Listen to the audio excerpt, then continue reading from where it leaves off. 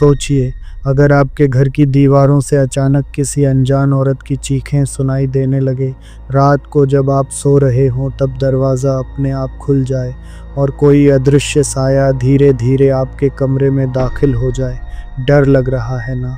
लेकिन यकीन मानिए, ये सिर्फ कहानी नहीं बल्कि असल ज़िंदगी में हुई एक ऐसी घटना है जिसने पूरी लंदन को दहला दिया था। साल था 1987। एक आम सा परिवार, एक छोटा सा घर, लेकिन जल्द ही ये घर इंग्लैंड की सबसे भूतिया जगह बन गया। और इसी पर बनी है द कॉन्जरिंग 2, एक ऐसी फिल्म जिसमें हर सीन के पीछे छुपा है सच्चाई का वो डरावना राज जिसे जानकर आपकी रूह कांप उठेगी।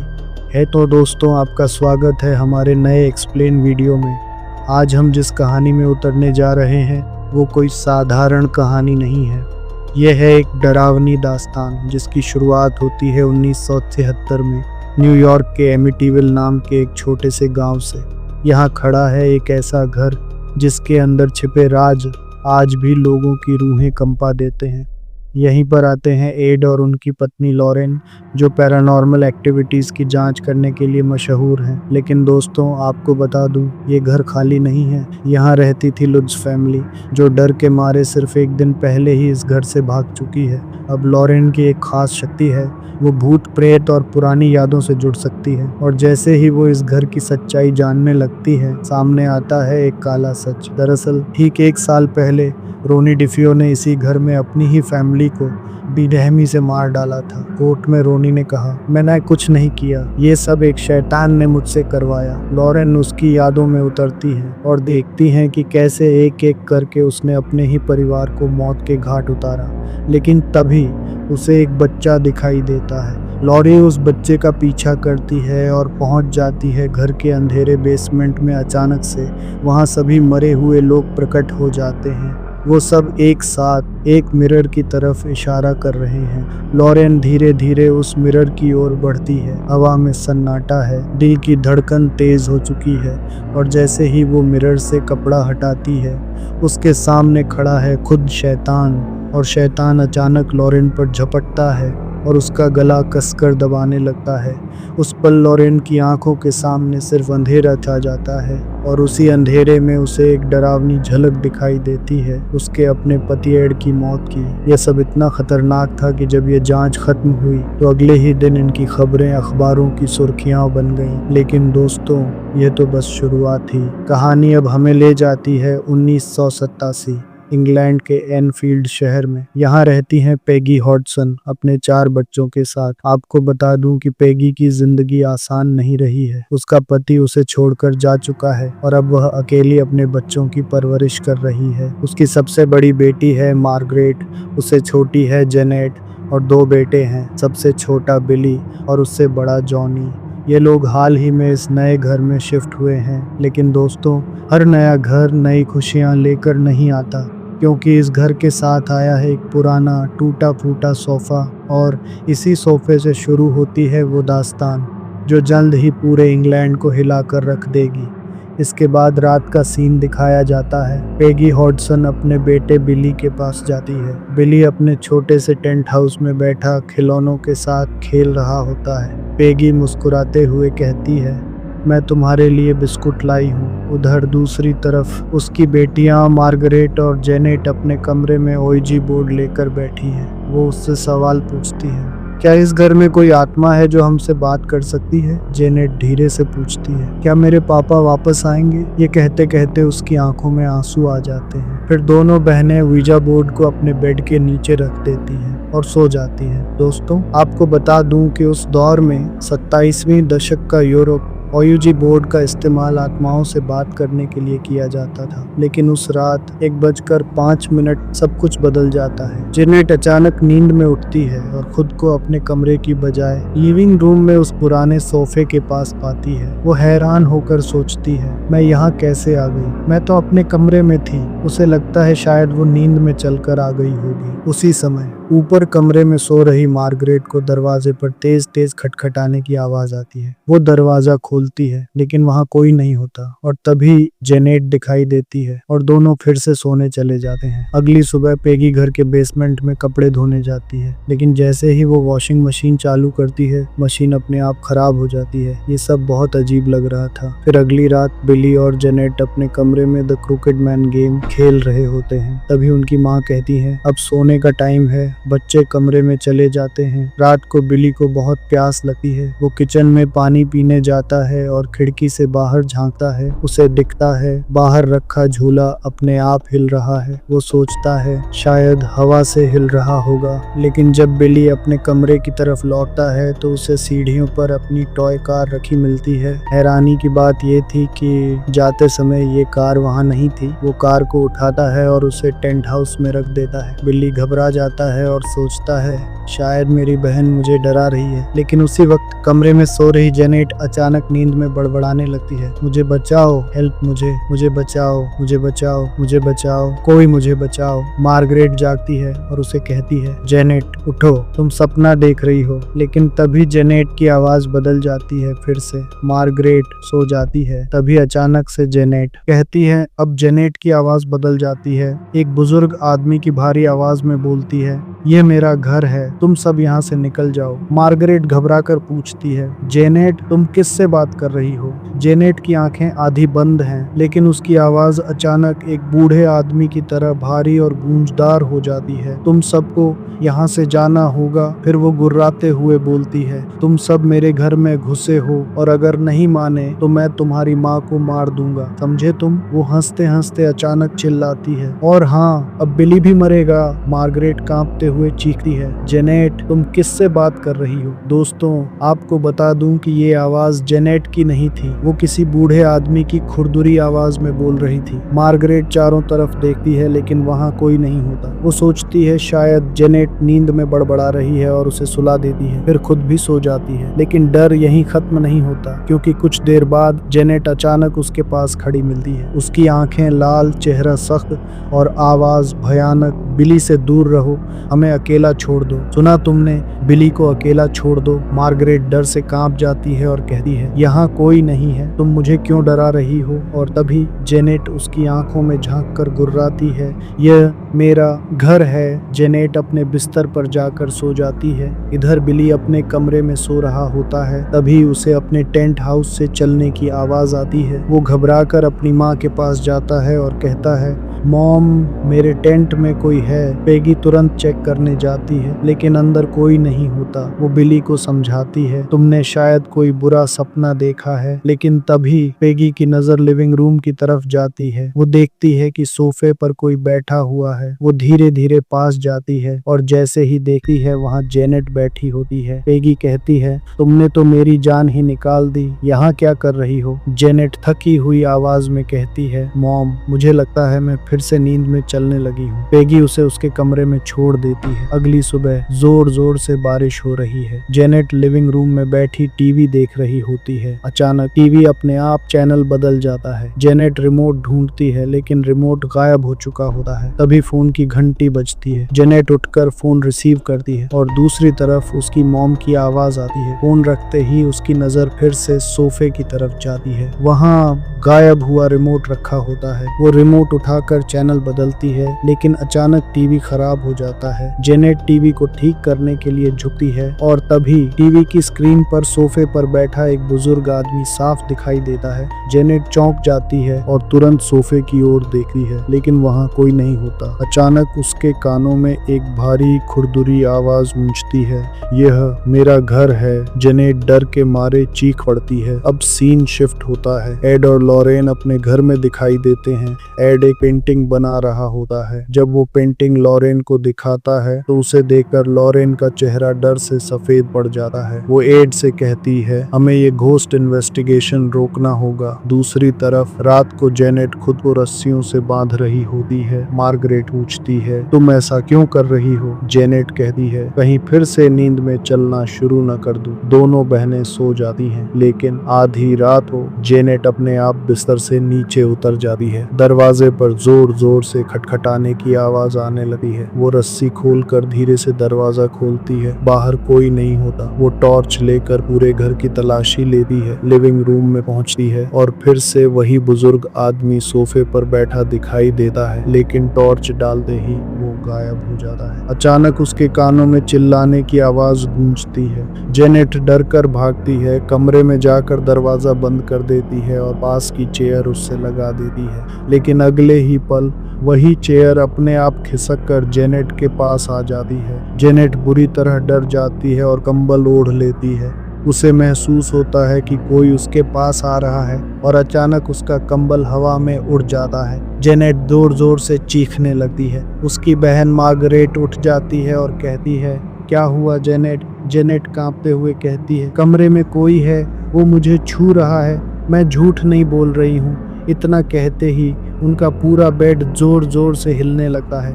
दोनों बहनें चीख पड़ती हैं। उनकी चीख सुनकर पेगी कमरे में दौड़कर आती है। जेनेट रोते हुए कहती है, मॉम, हमारे कमरे में कोई है, उसने मुझे काटा भी है। पेगी कमरा चेक करती है लेकिन वहाँ कोई नहीं होता। लेकिन तभी बेड के नीचे छुपा हुआ ओयूजी बोर्ड मिल जाता है। पेगी गुस्से में कहती है, तुम दोनों फिर से इससे खेल रही थी, अब चुपचाप सो जाओ। लेकिन तभी एक टेबल जोर से उड़कर दरवाजे से टकराती है और दरवाजा अपने आप बंद हो जाता है। यह देखकर पेगी और बच्चे डर से चीखने लगते हैं। पेगी अपने बच्चों को लेकर घर से बाहर भागती है और चिल्लाती है, हमें बचाओ, कोई हमें बचाओ। वो पड़ोसी के घर पहुंचती है। उसका नाम होता है विक नोटिंग। विक घर की जांच करता है लेकिन उसे कुछ नहीं मिलता। फिर पुलिस को बुलाया जाता है। पुलिस के 2 अफसर घर में दाखिल होते हैं। वो हर कमरे की बारीकी से तलाशी लेते हैं। शुरुआत में सब कुछ सामान्य लगता है, लेकिन अचानक ठक ठक ठक दरवाजे पर जोर जोर से खटखटाने की आवाज गूंजती है। एक पुलिस अफसर कहता है, ये आवाज ऊपर से आ रही है, मुझे चेक करने के लिए एक चेयर चाहिए। घर से तुरंत एक चेयर ला कर दी जाती है। पुलिस वाला उस पर चढ़कर देखने लगता है, लेकिन जैसे ही वो नीचे उतरता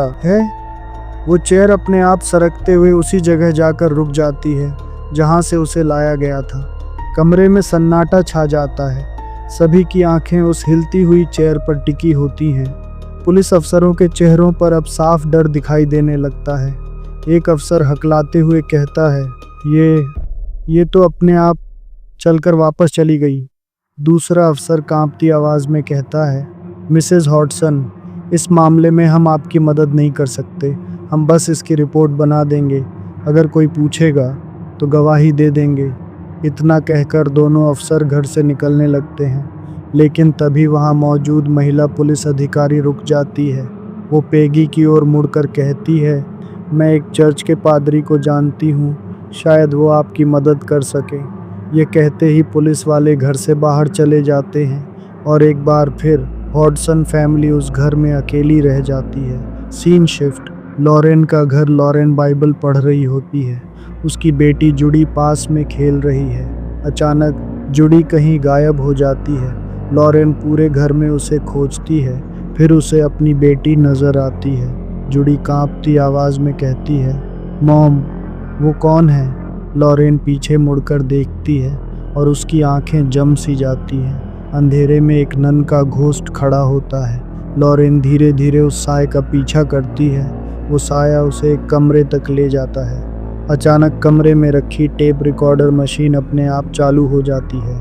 धीरे धीरे वो टेप बजने लगता है। लॉरेन डरते डरते टेप की ओर बढ़ती है।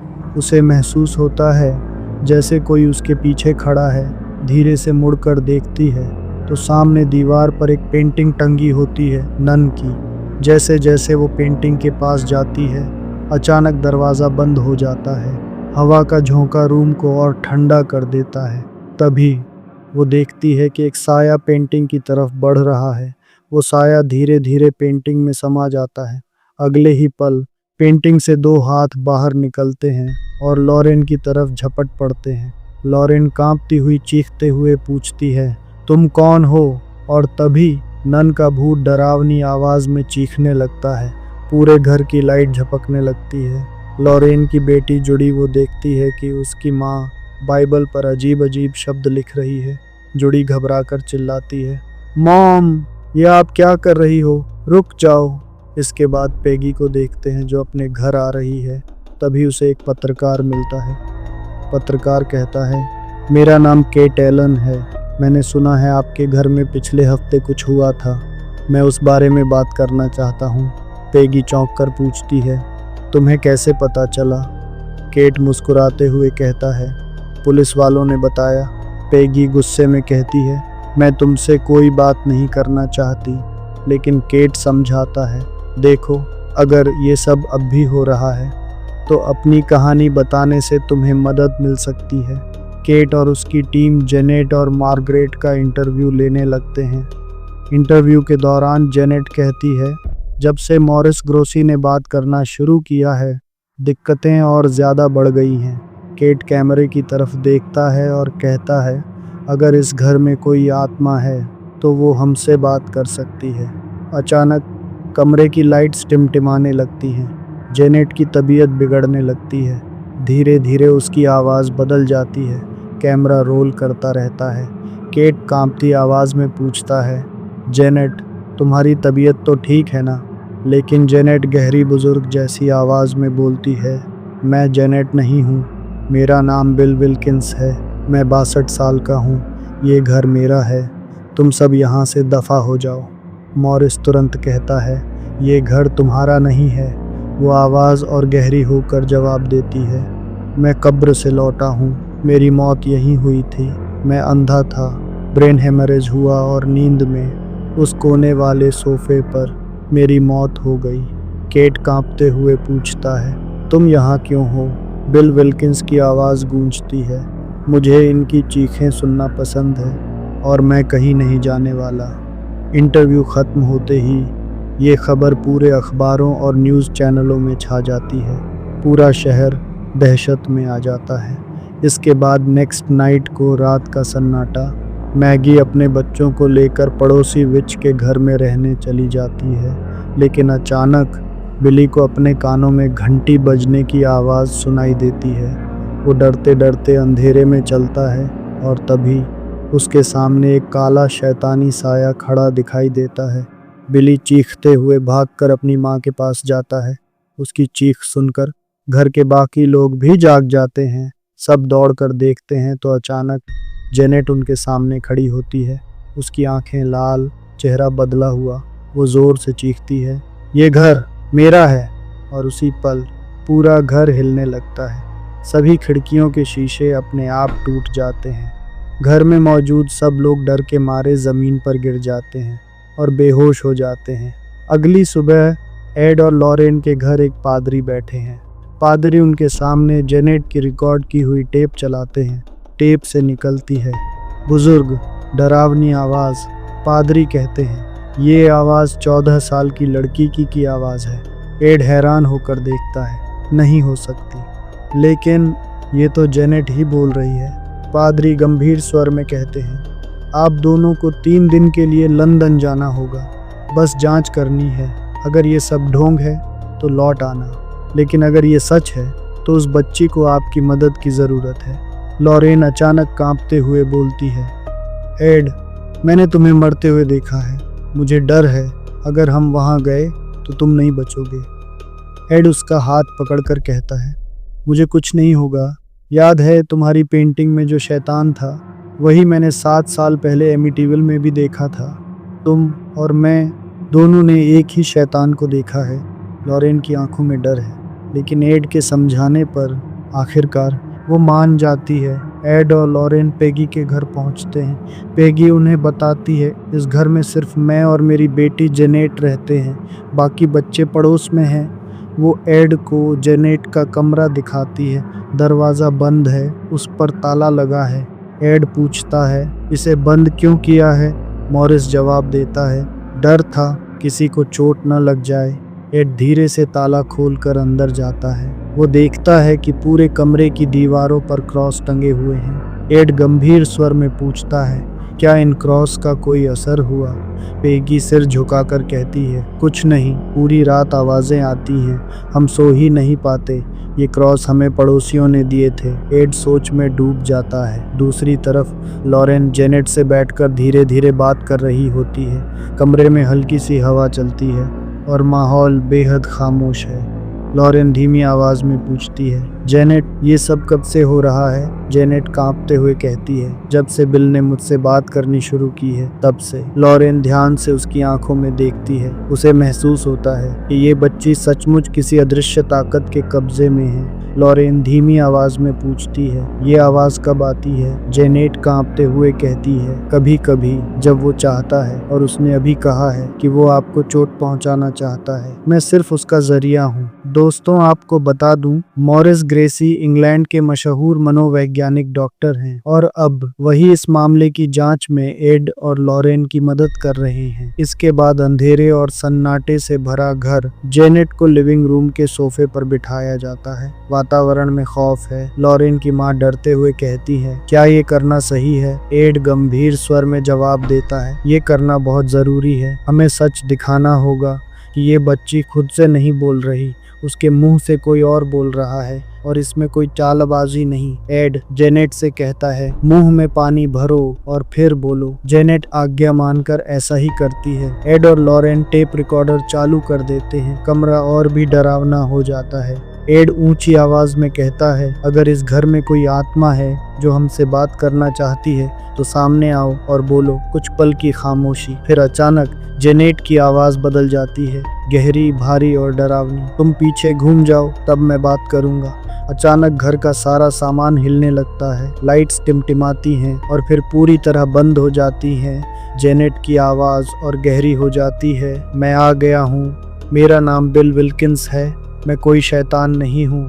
मैं यहाँ किसी को सताने नहीं आया। एड गंभीर स्वर में कहता है, मैं तुम्हें रोकने के लिए आया हूँ। क्या तुम मुझे जानते हो? बिल जवाब देता है, हाँ, तुम्हारा नाम एड है। ये घर मेरा है। मैं अपने परिवार से मिलने आया था, लेकिन वो अब यहाँ नहीं है। एड पूछता है, तो फिर मुक्ति क्यों नहीं ले लेते? बिल क्रोध में कहता है, मुक्ति? मुझे मुक्ति पर विश्वास नहीं। मैं एक नास्तिक हूँ और मैं यहीं रहूंगा। एड धीरे धीरे क्रॉस उठाता है और जेनेट की तरफ करता है। तभी जेनेट बिल की आवाज में चीखने लगती है, बचाओ, इसे जाने दो, इसे जाने दो। और अचानक सब शांत हो जाता है। जेनेट धीरे धीरे नॉर्मल हो जाती है। उसका शरीर ढीला पड़ जाता है। एड गंभीरता से लॉरेन की ओर देखता है, तुम्हें इस घर में किसी आत्मा की मौजूदगी महसूस हुई? लॉरेन गहरी सांस लेकर कहती है, नहीं, ये मामला सीधा नहीं है, कुछ तो गड़बड़ है। जेनेट अपनी माँ पेगी के साथ सो रही है। हाथों को कसकर बांधा गया है ताकि वह सोते हुए कोई खतरनाक हरकत ना करे। रात का सन्नाटा और अचानक टप टप टप नल से टपकते पानी की आवाज। जेनेट की आंखें खुलती हैं और अगली ही पल वह खुद को लिविंग रूम में छत से उल्टा लटका हुआ पाती है। उसकी नजर जाती है सोफे पर बैठे हुए वही डरावने बिल विल्किंस पर। धीरे धीरे बिल सीढ़ियों पर चढ़कर उस कमरे की तरफ बढ़ता है जहां क्रॉस लटके हुए हैं। जेनेट भी खींचते हुए उसी कमरे में पहुंच जाती है। जेनेट घबराई नजरों से चारों तरफ देखती है और तभी दीवार पर लटके सारे क्रॉस एक एक करके उल्टे होने लगते हैं। जेनेट चीख पड़ती है। बिल उसकी गर्दन पकड़कर दबाने लगता है। उसकी चीख सुनकर माँ पेगी दरवाजे की तरफ दौड़ती है, लेकिन दरवाजा बंद, ताला नहीं खुलता। झांक कर देखती है, अंदर बिल का भूत जेनेट पर झपटा हुआ है। पेगी चीख पड़ती है। तभी एड और लॉरेन वहां पहुंचते हैं। एड चाबी ढूंढने लगता है। आखिरकार चाबी मिलती है और वह दरवाजा खोलकर अंदर घुसता है। जेनेट कपड़ों में बंधी हुई है। एड उसे निकाल लेता है, लेकिन कमरे में कोई भूत नहीं मिलता। बाद नेक्स्ट डे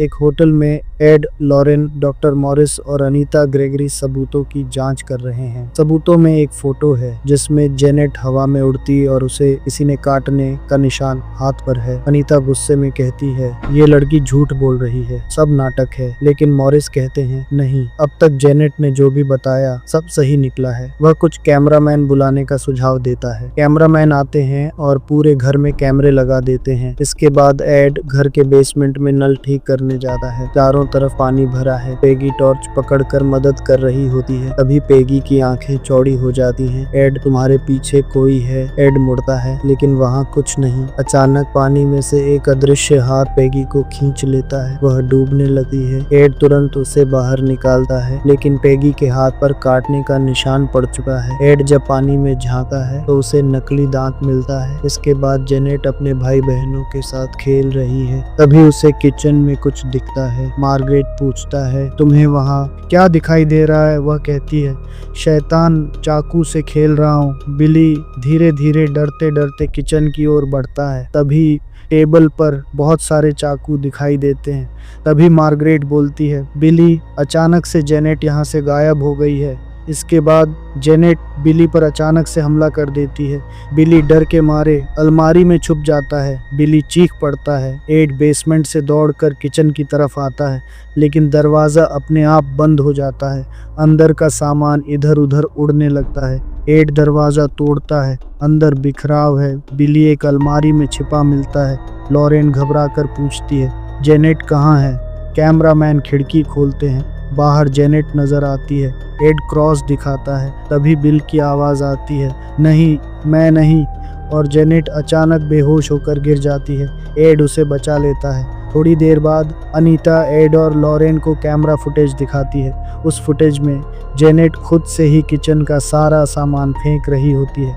अनीता कहती है, देखा, ये सब नाटक है, ये बच्ची बीमार है। पेगी ये सुन लेती है और गुस्से में फट पड़ती है, अगर तुम भी हम पर विश्वास नहीं करते तो यहाँ से चले जाओ। एड गहरी सांस लेकर कहता है, पेगी, जब हम ये फुटेज चर्च को दिखाएंगे तो वो भी यही मानेंगे कि ये सब ढोंग है और चर्च ऐसे मामलों में दखल नहीं देगा। पेगी रोते हुए कहती है, तो फिर अब हमें अकेला छोड़ दो। इसके बाद एड को कैमरामैन सभी रिकॉर्डिंग टेप दे देता है और एड लॉरेंस को छोड़ने के लिए विच रेलवे प्लेटफॉर्म पर जाता है अपनी गाड़ी लेकर, और फिर एड अपना बैग ऊपर रखता है। तभी बैग से अचानक दोनों रिकॉर्डिंग टेप नीचे गिर जाते हैं। एड टेप उठाता है और उन्हें एक साथ चलाता है। टेप में बिल विल्किंस की घुटी हुई आवाज सुनाई देती है, बचाओ, वो मुझे जाने नहीं देती, वो मुझे इस्तेमाल कर रही है। एड के चेहरे का रंग उड़ जाता है। उसे समझ आ जाता है कि बिल असली खलनायक नहीं है, बल्कि कोई और है जो उसके पीछे छुपा है। लॉरेन अचानक ट्रांस जैसी हालत में पहुंच जाती है। वह देखती है बिल सोफे पर बैठा है, बहुत थका और टूटा हुआ। बिल कहता है, मैं सिर्फ अपने परिवार से मिलने आया था,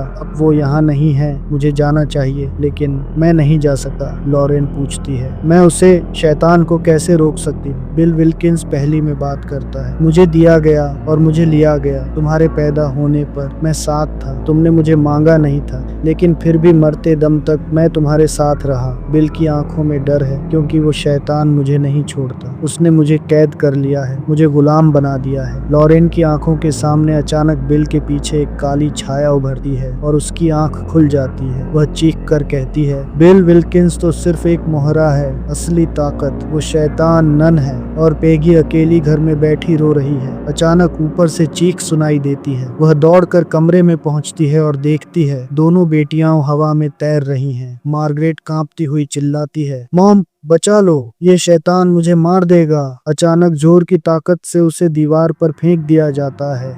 सारे बच्चे डरकर चीखते हैं। पेगी बच्चों से कहती है, तुम सब भागकर पड़ोस में जाओ, मैं जेनेट को अकेले नहीं छोड़ सकती। उसी वक्त घर की सारी खिड़कियां और दरवाजे अपने आप बंद हो जाते हैं। अब जेनेट अंदर फंस चुकी है। एड, लॉरेन और विच कार में बैठे अचानक महसूस करते हैं कि सारी पहेली की गुत्थी सुलझ हल गई है। उन्हें पता चल जाता है कि पहेली में उस शैतान का नाम छुपा हुआ है। वे भागते हुए पेगी के घर पहुंचते हैं। उन्हें पता चलता है कि वह घर के अंदर अकेली है और उस पर शैतान ने काबू पा लिया है। घर अंदर से बंद है। एड दरवाज़ा खोलने की कोशिश करता है, वह नहीं खुलता।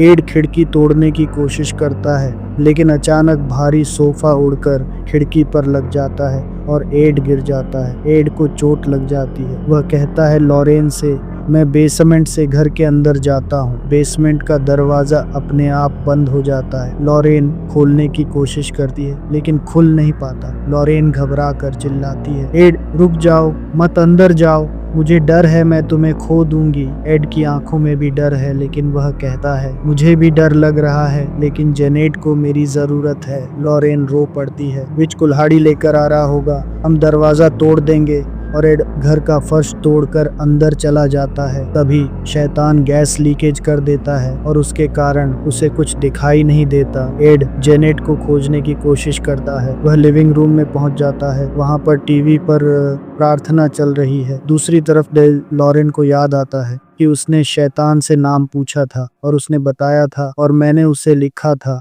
बाइबल पर लिखा था। वह खोजती है, लॉरेन कार की डिग्गी में बाइबल ढूंढती है। अचानक उसे वही पन्ना मिलता है जिस पर उसने वलाक का नाम लिखा था। वह चीख कर कहती है, एड, उसका नाम मुझे पता चल गया, उसका नाम है वालाक। और इधर विच दरवाजा तोड़ देता है। दौड़कर लॉरेन घर के अंदर जाती है। दोस्तों, अचानक से आसमान में कड़कड़ाती बिजली गिरी और पास का पेड़ 2 हिस्सों में टूट गया। उसी पल लॉरेन को याद आता है वो डरावनी झलक जिसमें उसने एड की मौत देखी थी। अब उसे समझ में आ गया था, एड की मौत इसी पेड़ के तने से होगी। लॉरेन बिना वक्त गंवाए बेसमेंट के रास्ते घर के अंदर दौड़ जाती है। उधर एड जेनेट की चीखों का पीछा करते हुए टेंट हाउस तक पहुंच चुका था। वहां रखा हुआ द क्रुकेड मैन गेम अपने आप चलने लगा है और अचानक से उसमें से शैतान निकलकर एड पर हमला कर देता है। किसी तरह जान बचाते हुए एड जेनेट के कमरे तक पहुंचता है। जेनेट खिड़की के पास खड़ी थी।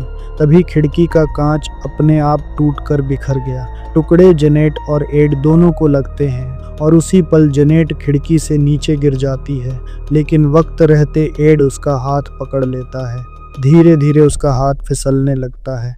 तभी कमरे में लॉरेन पहुंच जाती है। वह एड को बचाने की कोशिश करती है और उसी वक्त उसे एड के पीछे वलक का असली चेहरा दिखाई देता है। वह शैतान लॉरेन पर हमला करता है और उसे दीवार से पटक देता है, लेकिन लॉरेन चीखकर कहती है, मैं तुम्हारा नाम जानती हूँ वलक, अब मैं तुम पर हावी हो सकती हूँ। शैतान जोर जोर से चिल्लाता है।